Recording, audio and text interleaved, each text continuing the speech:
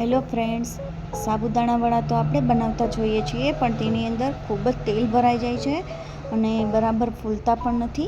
તો આજે આપણે એકદમ ટેસ્ટી અને ફૂલેલા સાબુદાણા વડા બનાવીશું, જે સ્વાદમાં ખૂબ જ ટેસ્ટી બને છે અને માત્ર 15 જ મિનિટમાં તૈયાર થઈ જાય છે. તો અહીંયા મેં 1 વાટકી જેટલા સાબુદાણા લીધા છે, તેને આપણે સારી રીતે 3 થી 4 પાણીએ ધોઈ લઈશું. એકદમ સરસ આ રીતે સાબુદાણા આપણે ધોઈ લેવાના છે. હવે અહીંયા સાબુદાણા ધોવાઈ ગયા છે.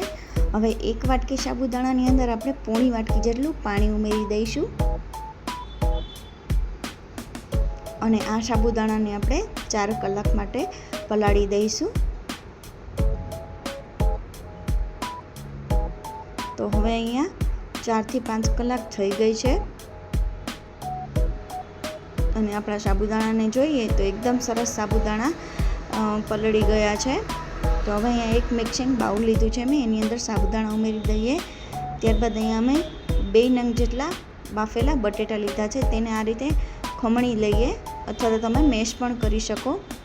ખમણાઈ જાય બટેટા ત્યારબાદ તેની અંદર પોણી વાટકી જેટલી શેંગદાણાનો ભૂકો લઈ લઈએ અને ત્યારબાદ સ્વાદ મુજબ મીઠું ઉમેરી દઈએ, આદુ મરચાંની પેસ્ટ ઉમેરી દઈએ અને બધું સારી રીતે મિક્સ કરી લઈએ.